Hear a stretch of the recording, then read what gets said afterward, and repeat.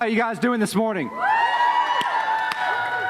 Lights, camera, action. That's what I'm talking about. Hey, my name's TJ. I'm so glad that you guys are here with us. I'm one of the pastors here at Coastal Community Church. And just so you guys know, that guy that was blonde here, that's our worship leader at our Pompano Beach campus. He's over here for the weekend hanging out with us. So come on, you guys, give it up for Kyle.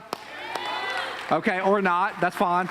Like, he'll go back to Pompano Beach next week, so you'll get Josh back. Don't hate on him. Be nice to him while he's here. So, anyways, we're so glad that you're with us. We've been in this series called I Love My Church over the last couple of weeks, and this series is all about the values and the vision of our church. And so, if you're here visiting with us or checking us out, or you've been here for a little bit, this has been a great couple of weeks for you to be a part of this series, to really get the heartbeat of who we are as a church and why we do some of the things that we do, and what are some of the things that we value very, very highly here at Coastal. And so I'm excited that you've been here for this, because the thing that we know, and Andy Stanley, who's a great pastor of a church called North Point Community Church, says this all the time. He says, vision leaks, and the vision that we have here at Coastal, we want to make sure that it's always, you guys know exactly what we're all about. And so I just want to take a couple minutes today and just kind of give you some of that. You know, the thing that we've been about, the mission and vision of our church has always been, we want to help the unchurched, the uncommitted, the undecided people of South Florida become fully devoted followers of Christ. That's what we've been around since day one. It's been about how do we reach and impact people so they can be fully devoted in their relationship with Jesus, where every aspect of their life is a reflection of Jesus in their life, where their finances are reflecting Jesus, their relationships are reflecting Jesus, how they interact with people at work is reflecting Jesus, how they talk is reflecting Jesus, to where everything in their life is encompassed by this relationship with God. And so that vision has never changed. The methodology in some of that has changed over time and probably will continue to change over time, but we've always been about a couple of things, and the three things have something really, really big part of it in common. We've always been about weekend services, what we're doing here, gathering the body of saints together and worshiping God and growing together. We've always been about connect groups. We've been about doing life together outside the four walls of church. We believe that the greatest life change in people's lives isn't going to happen in a service. It's going to happen in relationship and where we're doing life with one another. And then we've always been about serving. And the common denominator in all of those things is it's never been about buildings. It's never been about big church services and how do we get more people. It's always been about how do we build people? How do we help people become the person that God has called them to become? And how do we equip them with the tools that are necessary? And how do we help them embody what Jesus was about while he was here on earth? And so out of that was birthed our values. And so we've talked about over the last couple of weeks that healthy people grow, and we talked last week about save people, serve people. And this week we're diving in and we're talking about found people, find people. It's a value that we have here. We believe that when Jesus found us, like he went out and he found us because he was already found by the Father, and then we were to go out and we were to find other people. In fact, you can look, if you want to study some of that on your own, John chapter 1 is a great, verses 42 through like 56 or 59, something like that. It's like a great story about where that exact thing happens, where Philip finds another guy, and Jesus found Philip, and how that process just works. And we just feel like as Christ followers, we've been given this amazing life through Jesus, and it isn't just so that we can have a great life. And that's a part of it, but part of it is that we're to go out and we're to share with other people, and we're to impact other people with the good news of Jesus. And so today what I'm going to ask you to do is I know as soon as we start talking about evangelism and talking to people about our faith, like all people's barriers go up. They're like, whoa. Like, hold up, wait a minute. Like, I don't know that I'm comfortable doing that. And we have all these fears that are associated with talking with people. And so what I'm going to ask you to do is something that an author that I like to read named John Acuff says all the time. I'm going to ask you to punch fear in the face today, okay? That's going to be my request of you, is you just need to jack fear right in the face today and be brave. And I'm going to ask you to be brave in a couple of different areas so that found people can find people, so that your life can be a living, walking, breathing testimony of what Jesus is doing in your life to a lost and dying world. And so today we're going to look at three areas where I believe that we need to be brave in if we're going to be found people who find people. And the first one is this, is we have to be brave and serve without reservation. We've got to be brave people who serve without reservation. Now, Some of you guys know me quite well. Some of you guys don't know me very well. But if you get to know me, you'll see some really, really odd things that I do no matter where I'm at or what I'm in. You see some things, and particularly when it comes to walking into big groups of people. Like normally if I would walk into a church like this or a service like this or some room where I had friends and then some that I didn't have friends, for some reason, and I don't know why this is, I naturally go and I look for the biggest person that's here, like the biggest, buffest person that's in this place, and I go and I start punching them. Don't ask me why, like it's a little man syndrome. I don't know what it is, but like I just have this idea. Like you can ask our staff, like when I walk into the office every day, I look for whoever the biggest guy is that's there. Usually it's Brett or it's Terry. Brett right back here. Brett, stand up real quick so everybody can see how big you are. Brett is big. Like he's drinking water. Like look at him. He even flexed for you. Like even flex, like don't pop those buttons on that shirt, okay? Like Brett is like 6'4", 6'5", just a beastly guy. And so like I'll walk in, first thing I do is I'll walk into Brett's office and I'll just start punching him. Or if Terry's there, the guy that was doing announcements, he's pretty stacked, isn't he? Like, I mean, Terry's a pretty big dude. He's a power lifter. I just start punching him. And what I figured out is I just like to establish dominance. I don't know what's wrong with me. It's just something about it, and I just have to do it. I don't know what it is. So if I come and start punching on you, just know what I'm doing. Just lay back because you don't want to get beat up. I'm just telling you right now. But I was studying psychology because I love to do that. I love to study people and I love to study animals. I like to understand why people do the things that they do. And so I was reading and I ran across this study that happened that really explained why I do this and what is the habits that are out there. And in psychology and it actually comes from an animal, from chickens. And they said that in the world of chickens, there is this idea called the pecking order. Anybody ever heard of the pecking order? In fact, I got a definition of it here in case you don't. The pecking order is the basic pattern of social organization within a flock of poultry in which each bird pecks another lower in the scale without fear of retaliation and submits to the pecking by one of higher rank. And so basically what it is that it's a social order that's within livestock, that what happens is if you were to go and take a whole bunch of chickens that didn't know each other, okay, they're from all different chicken areas or whatever, and you were to throw them in a coop, like they're not going to be okay until they establish the pecking order, until they figure out who's going to be on top, who's going to be in the middle, and who's going to be at the bottom. And so what happens is typically is the rooster kind of establishes dominance, and so he's at the top. And so what that means is that he can go and pick any other chicken, and the other chickens can't do a darn thing about it. Like they just have to take it and like it. Now there's some chickens that are there in the middle, they get pecked on, and luckily there's some chickens below them so they can retaliate to the lower ones. So like they're getting beat up, and so they just beat up on lower ones. You know what I'm saying? And then there's the chicken at the bottom, and it just sucks to be him. You just get beat up on all day long. And so the law of the pecking order is in full effect in the world of poultry. But Jesus actually has something to say about this and actually says, like, this law is in effect with us. And so check out Matthew chapter 20, verses 20 and 21. You're going to see right here where Jesus actually talks about the pecking order in life. And he says this: "Then the mother of Zebedee's sons came to Jesus with her sons. Kneeling down, asked a favor of him. 'What is it that you want?' Jesus asked. And she said, 'Grant that one of these two sons of mine may sit at your right hand and the other at your left hand in your kingdom.'" And so you have two disciples here, and what's happening is that these two disciples are trying to establish where they're going to be in the social order of Jesus' kingdom. And so they go to Jesus. Actually, no, they don't. What's sad about these disciples is that they are so freaking scared and weak that they go to their mother and say, "Mommy, can you please go ask Jesus where we're going to stand in the social order of life?"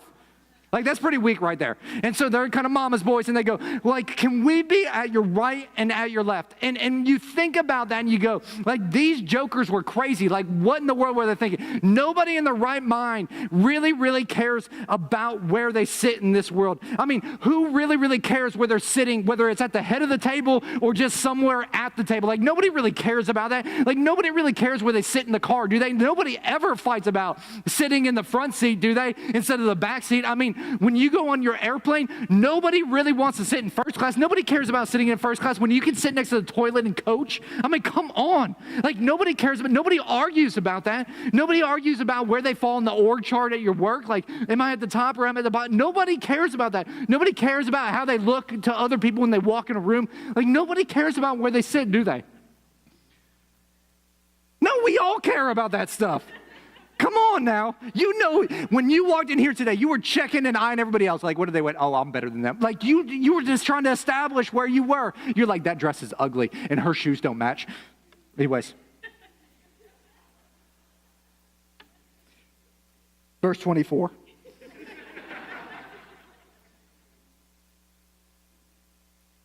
It says, when the 10 heard about this, they were indignant with the two brothers. What it means is that they were pissed, okay? That's what that means. Jesus just didn't want to say that. But they were mad, and they weren't mad because they were disrupting the community that was going on. They weren't mad because these guys weren't showing humility. They weren't mad because they asked the question. They were mad because they were concerned about where they were going to fall in the pecking order. They weren't mad that these guys asked. They just wanted to know where their status was going to be in all this. And so it continues on in verse 25, and it says, Jesus called them together and said, you know that the rulers of the Gentiles lord over it, and their high officials exercise authority over them. He says in verse 26, not so with you. And those four words right there, those are some words you want to highlight or underline. Not so with you. Right here, Jesus is abolishing the pecking order in life. He's saying, listen, I know how the world works. I know what the status of the world is, and there's people above and below. But in my kingdom, it's going to be different than this. It's going to look different. It's going to feel different. There isn't going to be this pecking order.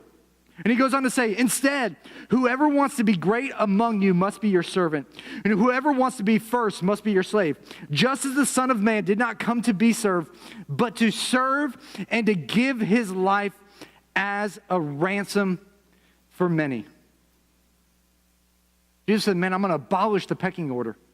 Like, there's going to be an order where every person is valuable. There isn't one person that's more valuable than another. What's interesting about the pecking order is the pecking order is everywhere in society. In fact, I kind of did this. I kind of made up the pecking order of our church staff. I just thought I would show this to you real quick.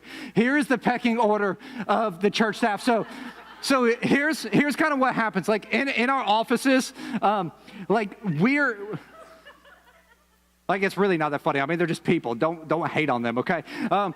What happens in our church offices is like, somebody makes coffee in our offices, and you know, like when the beep goes off at the end of coffee, like beep, beep, beep, like you know the coffee's made. Coffee is like crack cocaine to us at the church office, okay? Like, well, like give me some more, you know what I'm saying?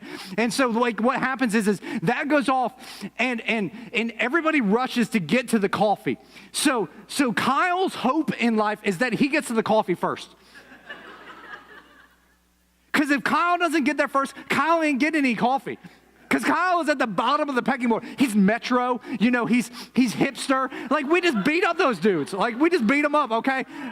Sorry if you're a hipster or metro, like that's just what happens. And then you got Josh. Like, if Josh gets there at the same time as Kyle knows he has to like stand back and like let Josh get his, and then he can hopefully get in there and get a little bit. But as soon as Mikey Muscles shows up, let me just tell you something. Mike is the smallest guy on our staff. He's like 5'2", but he is the strongest, toughest guy. He's like a honey badger, okay? Like, you do not mess with him.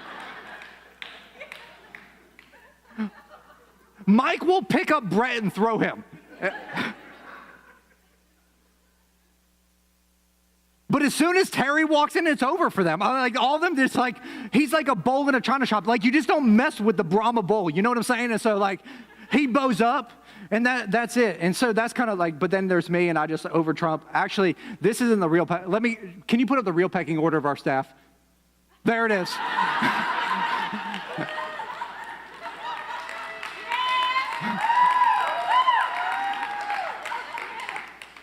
Listen, when you see Shayla coming, you run. Listen, I run. You should run too. Like, because she is the meanest one of them all, okay?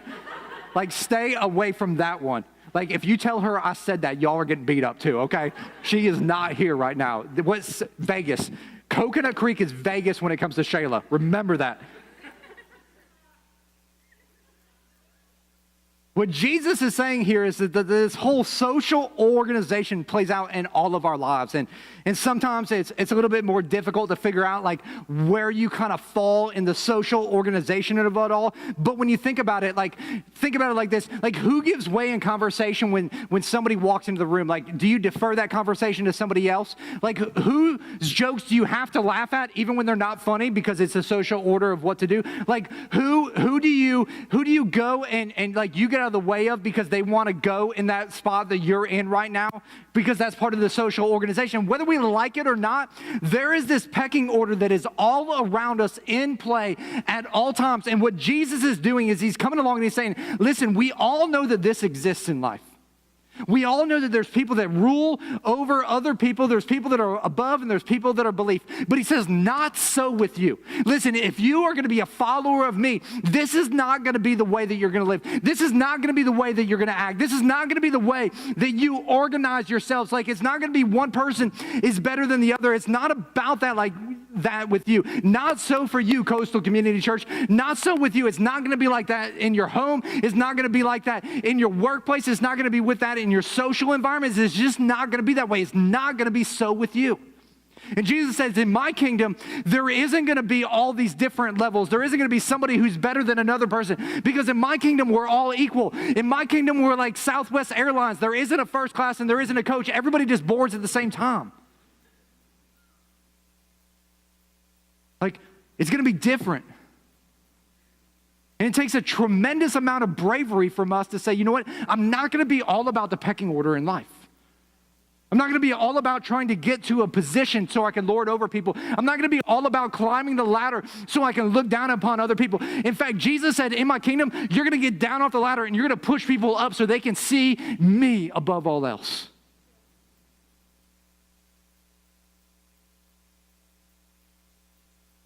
The thing is as I was looking at this, if I'm real honest, I struggle really big with this.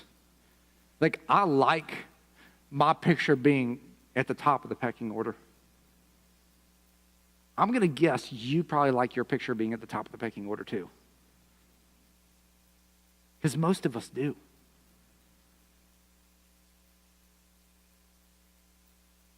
It doesn't take much bravery to just go along with what the world says, but it takes a whole lot of bravery to go with what Jesus says. To like buck the trend. And what I've found is the way that I get myself out of this mentality of the pecking order is that I found that I've got to have regular amounts of serving in my life of other people. I've got to get to a place where I go and say, you know what? You are more important than I am. Like, the needs that you have are more important than the needs that I have. Like, your value is greater than my value right now. And I'm going to do whatever it takes to make sure that you get lifted up out of your situation while I get pushed down in mine.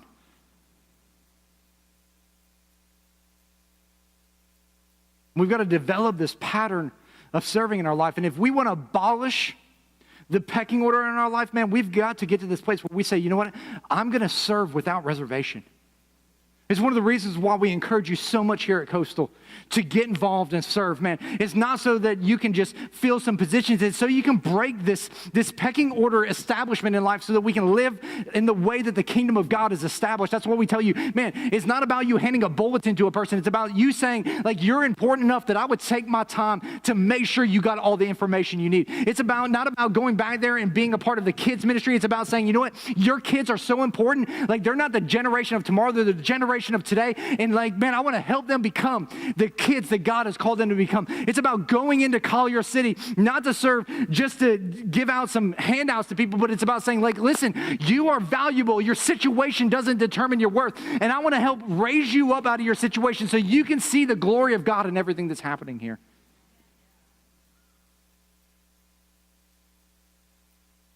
And so if we're going to abolish this pecking order and this mentality of like, I'm better than them and where do I stand in all this, we've got to be a people that are all about serving without reservation. We're going to be brave in that. But we also have to be, number two, be brave in love without borders. We have to be brave in love without borders. And what that's basically saying is the borders in our life is the areas, the walls that we build up that establish our comfort. Because we all have those places in life where we are comfortable. Like I'm good right here. Like this isn't stretching me at all. This isn't forcing me outside of what I know and what I believe. But what we have to do is we have to get outside of ourselves. Because when we stay within our borders, we're never moving Jesus to a place to where he can impact people because we're always staying in the same place where we're comfortable. And if you start studying the early church, and I love the early church, I love reading the book of Acts, I love reading early church history. The early church was about getting outside of themselves, about getting outside of their comfort zone. And they were all about getting outside of themselves and loving without any borders. And why were they doing that? In 1 John 4, verses 7 through 12, it explains it pretty well. It says, "Dear friends, let us love one another, for love comes from God. Everyone who loves has been born of God and knows God. Whoever does not love does not know God, because God is love. This is how God showed his love among us. He sent his one and only Son into the world that we might live through him. This is love, not that we love God, but that he loved us and sent his Son as an atoning sacrifice for our sins. Dear friends, since God so loved us, we ought to love one another. No one has ever seen God, but if we love one another, God lives in us, and his love is made complete in us." It says no one has ever seen God, but if we love one another, everybody sees God in us. Like, everybody wants to see God. You want to know how they see God? They see God by how we love people. You want to be the picture of Jesus and you want to be the picture of God to people, then you have to love people unboundedly, unashamedly, without reservation, without borders in life. And as you start studying the early church and you start looking at the early church and start seeing how thousands were coming to Christ on a daily basis, those are astronomical numbers. And you start thinking about what was happening in the context of what was going on. There were massive plagues that were going on during the early church time. Plagues so bad that in Rome, they were burying 5, 4, 3,000 people every single day because these plagues and these diseases were just running rampant. And because of the rampantness of this, people were throwing out their family and their friends because they were diseased and they were just trying to save themselves.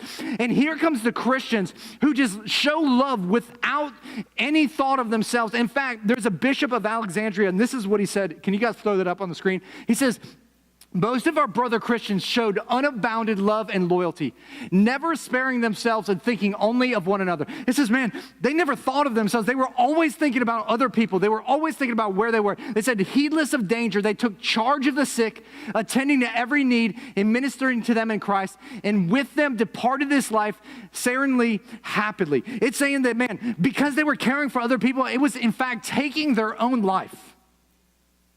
And he goes on to say, the heathen acted in a very opposite way. At the first onset of the disease, they pushed the sufferers away and fled from their dearest, throwing them into the roads before they were dead, and treated the unburied corpses as dirt, hoping thereby to avert the spread of the contagion of the fatal disease. And so what's happening is these pagan people that are all around, what's happening is their loved ones and their family members, their sons and their daughters and their parents are getting this disease, and they're just tossing them out in the streets. They're saying, I'm just trying to save myself. And the Christians who are being persecuted by the Roman Empire at this time, they're coming along and they're saying, you know what? We're going to love these people. We're not just going to love the people that are with us. We're going to love the people that aren't even with us right now. And they go out and they start loving these people unconditionally. And because they're loving these people unconditionally, the entire world is looking around and going, what's up with that? What's up with those people? Like, why are they doing that? And Christianity just starts to explode. Because they're known as these people that are full of love. In fact, they had a nickname for them. They were called the Parabolani. And what it meant was gamblers of life. They were willing to gamble their life so they could show love to other people. That right there is crazy to us. But that's exactly what the church that Jesus established was all about. And Christianity continued to explode, and a couple of Roman emperors later, there was another emperor that came along, and he decided Christianity was the cause of all of the diseases that were happening.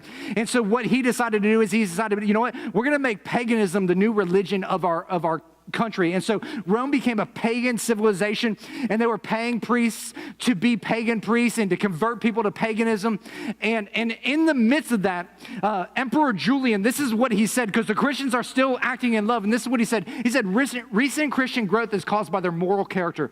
Even if pretended, he's like, I don't even know if they're real or not, but like they are really, really good fakers. And he said, by their benevolence towards strangers. I think that when the poor happen to be neglected and overlooked by the priest, who, by the way, he's paying right now to be priests, he's paying them to love people and to care for people, they're being neglected. He says the impious Galileans observed this and devoted themselves to benevolence. The impious Galileans support not only their own poor, but ours as well. Everyone can see that our people lack aid from us. And so what's happening is this guy is trying to convince his people like, hey, we're going to be a pagan civilization, but all of a sudden these Christians are coming through and they're caring for everybody. And because they're caring for everybody, like he's like, what's up with that? Like we can't even get this paganism started even if we pay people, because the love of these people is so great that people are compelled to follow Jesus because of them. He couldn't stop Christianity because people were so loving. Now, when we think about Christianity today, we don't really think about loving people. We think about judgmental people. We think about arrogant people. We think about bickering people. We think about backbiting people. We think about shallow people, hostile people, quarrelsome, petty. But if you would have asked 1,500 years ago, man, how do you describe those people that are called Christians? And they would say, man, they are reckless lovers. Reckless lovers. And my question for all of us is when did that change? Like, when did that change take place? Because as I read my Bible, when did we go from these people that were loving to fighting and judging? And as I read Scripture, my understanding is that the only thing that we are to impose on a lost and dying world that don't know Jesus isn't our thoughts, isn't our attitude, it's our love. It's the only thing we are to impose on them. We're not to impose our beliefs, we're to impose God's love. That's why as a church, we've always been about a statement that we make. We're about loving God, loving people, which a lot of churches make those two statements. Those are really easy statements to make, but the third part of it makes it and showing it. See, love isn't words, love is action. Love isn't saying, oh man, I want to help you. Love is getting down into the grimy and helping someone out. And for some of us here, we've got to get to this place where we say, you know what? It's not just enough to know about God and to experience His love. It's got to be about like, how am I going to be brave and get outside of my life, outside of myself and outside of my comfort, and how am I going to start to show love without borders to people? I'm going to get beyond where I find myself, and I know it's really hard to get outside of yourself because we have all these reasons why we can't. We have all these attitudes that are still there, and we don't feel up to the task that maybe God is calling to. And the thing that I love about God is God is always like, bring me your fear, bring me your insecurity, bring me your apprehensions, bring all that stuff to me, and watch what I can do with you. Watch what I can do. Listen, you don't have to be the smartest, you don't have to be the best looking. I am evidence of that. But if you have a wicked shoe game, Jesus can do anything with you. I'm just kidding. Jesus is just like, man, if you'll just go around and you go, God, here I am, use me, you know what God will do? God will start using you. And so we've got to be brave and start serving people. We've got to be brave and we've got to love without borders. But most of all, we've got to be brave and we've got to be willing to share our story.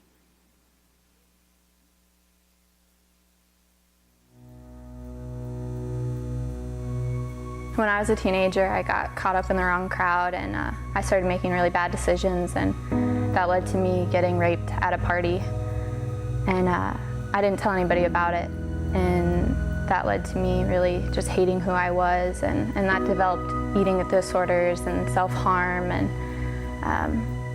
I just got to such a low place, and eventually got caught up in more bad decisions, which led to getting arrested. And I just got to such a low point. I had nothing to live for anymore. And I was at the point of taking my life. I had contemplated suicide multiple times and actually researched online how to painlessly kill yourself. And I knew that at that point I needed to do something. I was going to reach out to one more person, and if that person didn't care enough to help me, that was it. I was done. I was kind of a weird kid growing up. Most kids get dragged to church by their parents, but instead, I begged my parents to drop me off at church. I grew up in the church, I grew up in a Christian school, but there was always something missing. There was always a void that couldn't be filled. And it wasn't until I started attending Coastal and starting to see the DNA of the church and getting involved and starting to serve. And it was a regular Sunday. I was walking around like I normally do, just talking with people and building relationships. And a young woman approached me and she said, "Hey, do you mind if we have coffee? I want to learn about some ways to get involved in Coastal and to get plugged in because I want to be a part of this church." And that's normal. So I was like, of course. I felt comfortable around her, and I approached her one day at church, and she was very open and willing to meet with me for coffee. And I don't think she realized what an impact she was having on me just by meeting for coffee. And she met with me at Starbucks. We talked about how to get involved and what I could do to be a part of Coastal and not just attend. We had great conversation and we left away from it just realizing that we were going to be friends for a while. I didn't tell her about anything that was going on in my life, as far as not even wanting to live another day. And I went home in tears and knew that this was it. My life was about to change drastically.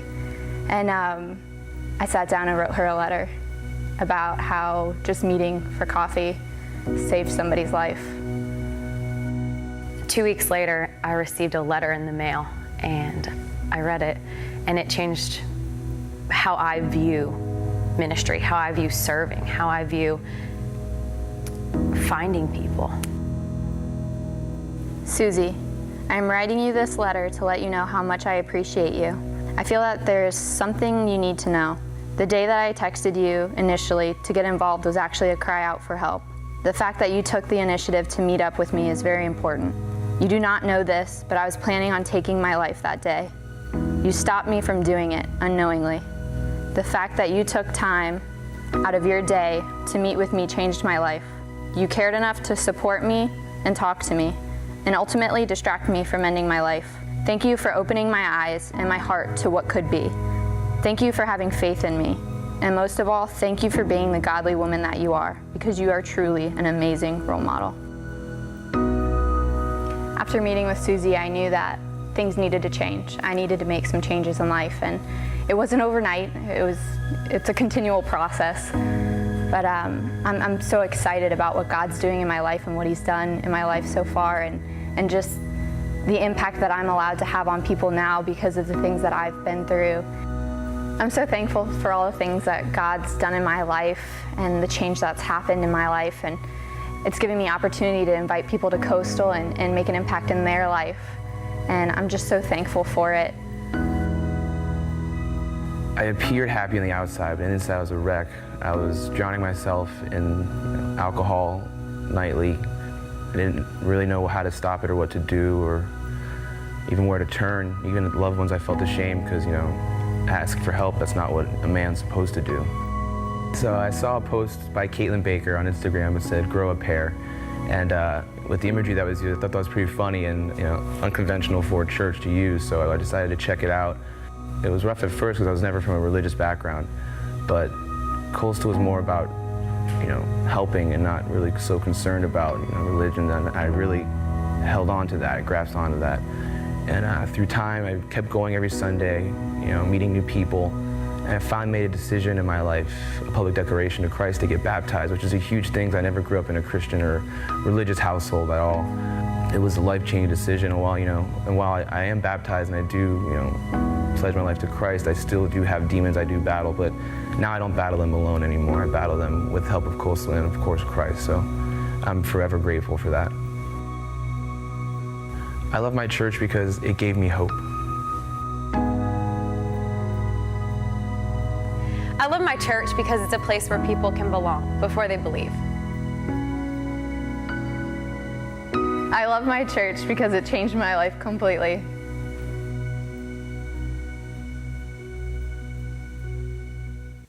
Yeah.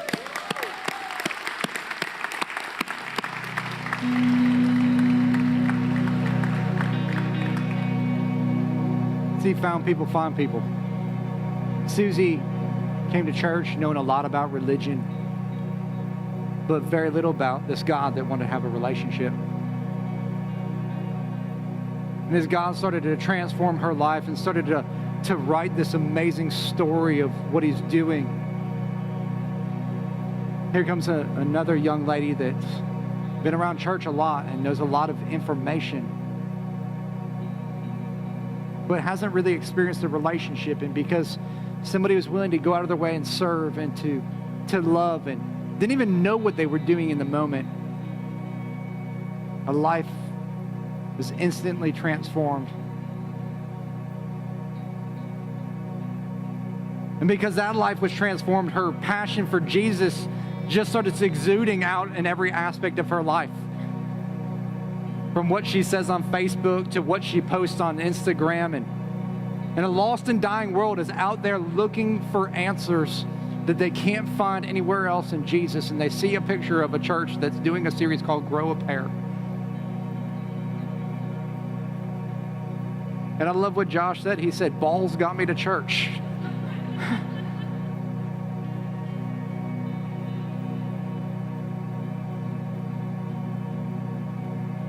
Whatever it takes.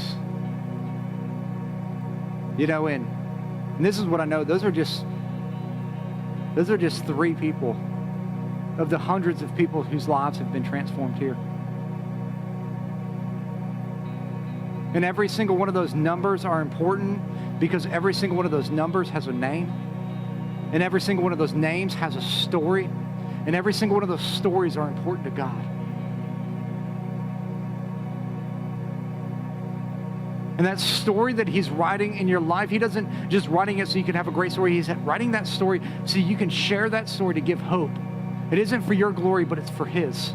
Because every time you share your story, you're a distributor of hope to this world that is looking for hope in every situation they can find. And your story is the greatest news that most people will ever hear. That's why Jesus told us in Mark chapter 16, verse 15, he says, go wherever you go in this world. Tell people the good news. That isn't necessarily like you got to know how to preach Romans Road or do all that stuff. What you got to know is you got to say, hey man, Jesus radically transformed my life. You know what? I bet you he can do the same for you. And this is what I know is that he wants to do the same for you. He's just waiting for us to be brave enough to go in the world and say, you know what, I'm going to serve and I'm going to love without borders. But more than that, I'm going to share what God's done in my life and I'm going to watch him transform lives. And for us as a church, man, this is just something that we just say, like, man, we're throwing the gauntlet down right here. This is what we're about. We're about found people finding people. Because that's what Jesus told us to do. He told us to go and to share it. And so my challenge for all of us is will we be brave enough to step up to the challenge of Jesus and say, you know what, I'm going to serve people. Even when it doesn't feel like I should, even when it hurts me a little bit, I'm going to love people, even when it might cost me a little bit. And I'm going to share what Jesus has done. Because the reality is that until we're willing to do that, nobody's going to look and say, you know what, those people aren't about bickering, those people aren't about fighting. What they should be saying about all of us is, man, those people are just about reckless love. They're today's version of the Parabolati. The nickname that says, man, that they're gamblers with their life. They're gambling their life, and they're betting it all on Jesus. Church, that's what we're about.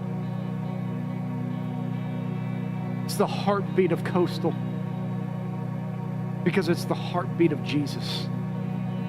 Let's pray. God, I just come before you today, and I just pray right now that you would challenge every single one of us, God, here today to be brave.